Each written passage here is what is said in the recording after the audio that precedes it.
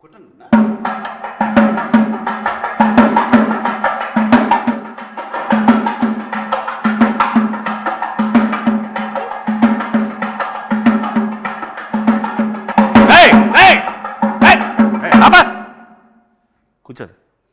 నీకు పెళ్లి చేసుకోమన్నాను కదా. చేసుకోమంటావు నాన్న. కట్నం కట్నం కట్నం అంటే ఈ రోజులు ఎవరు ఇస్తారన్న కట్నం? కట్నం లేకుండా ఊరికే ఫ్రీగా వచ్చి ఇంట్లో పెట్టేసి మొత్తం మేము చూసుకోవాలి అమ్మాయిని. అట్లాగే వస్తారు ఈ రోజుల్లో. ఎవరు ఈ రోజుల్లో ఇంటికి వస్తున్నారు ఎవరైనా? ఇంకేం చేయమంటావు నాన్న? కట్నం తీసుకొని పెళ్లి చేసుకో. నీకు కావాలంటే బయటకి ఎక్కడైనా బ్యాంకాకి వెళ్ళి సరదాగా వెళ్ళి వచ్చాయి. ఆయన కూడా తీసుకెళ్ళి.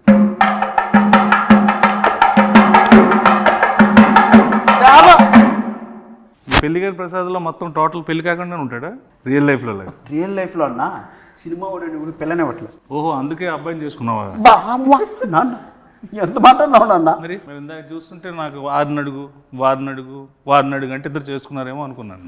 అతనేనన్న ఈ స్క్రిప్ట్ రాసింది, కట్నం వారి శాసనాలు కట్నం పెళ్లి గారి ప్రసాదం చేసింది అతనేనన్న. డైరెక్టర్ ఆయన. ఈ రోజుల్లో బాంబే స్టైల్ అదే, ఏం పర్లేదు. అదే అన్న, అది కాదు నాన్న, అతను డైరెక్టరు. అతను కూడా పెళ్లి కాలేదు, అతను కూడా ఏదైనా సంబంధం చూస్తావేమో అని తీసుకొచ్చా. ఏమండి, నువ్వే ఒక ఫాదర్ అయితే పెళ్లి చేసుకుని కట్నం లేకుండా ఒక అమ్మాయిని తీసుకొస్తే రేపొద్దున అడిగేవని అయితే ఎవరు చూస్తారు? ఎవరిది బాధ్యత? What is the security?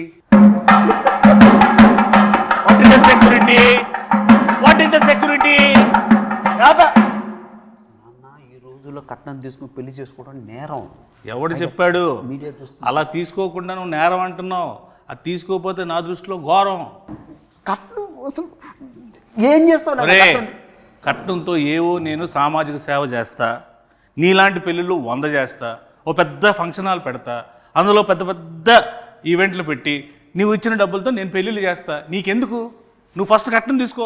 నాన్న, సమాజ సేవ చేసుకోవడానికి కట్నం చేయాలన్నా కష్టపడి సంపాదించి ఆ డబ్బులు తెచ్చేద్దానన్న సమాజ సేవ. పాత సినిమాల్లో పావలా తీసుకొని కోటీశ్వరులు అయిపోవడాలు, ఒక సాంగ్లో పెద్దోళ్ళు అయిపోవడాలు, ఒక సాంగ్లో ఇల్లు అన్ని చేసేసుకోవడాలు అన్ని సినిమాలు అవుతాయి. ఇక్కడ అవ్వవు. రియల్ ప్రాక్టికల్గా ఆలోచించు. కట్నం తీసుకో, హ్యాపీగా ఉండు. నీకు అంత ఎంజాయ్ చేయాలనుకుంటే నువ్వు వెళ్ళు బయటకు, ప్యారిస్ ఇట్లా ఎక్కడికి. కట్నం ఇవ్వరు నాన్న. ఇవ్వనప్పుడు ఎందుకు రాయి పెంట మన ఇంట్లోకి? నేను వెళ్ళిపోతా ఇంట్లో. నువ్వు నా కొడుకువే కాదు. నీ కొడుకుని కాదు. కాదు, కట్నం తీసుకున్నాడు కొడుకు కాదు. నువ్వు నా నాన్నకు, నీకు బటర్ నాన్తో సమానం ఈ రోజు నుంచి. నువ్వు బటర్ నాన్న? అవును. మా నాన్న కాదా? కాదు. గోధుమ పిండి నాన్న కూడా కాదా? బటర్ నాన్ కొట్టు.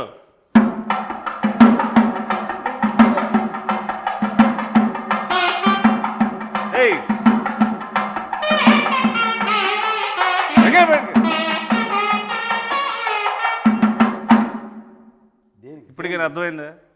వాళ్ళు కూడా సింబాలిక్గా సౌండ్తో చెప్తున్నారు, కట్నం తీసుకోరా జీవితంలో బాగుపడతావు. కట్నం తీసుకోకపోతే నీ లైఫ్ ఏమో తెలుసా? ఇలాగ వైలెన్స్గా సైలెన్స్గా ఉంటుంది. అంటే అది కాదు నాన్న, నువ్వు మాత్రం కట్నం తీసుకోలేదు, నన్ను మాత్రం కట్నం తీసుకోమంటున్నావు. బుద్ధి గడ్డి తినే నిన్ను తీసుకోమంటున్నా, నాలాగా నువ్వు అవ్వకుండా ఉండడం కోసం. అన్న, ఇక్కడ ఎవరైనా కట్నం తీసుకున్నానన్నా? నువ్వు తీసుకున్నావు కట్నం?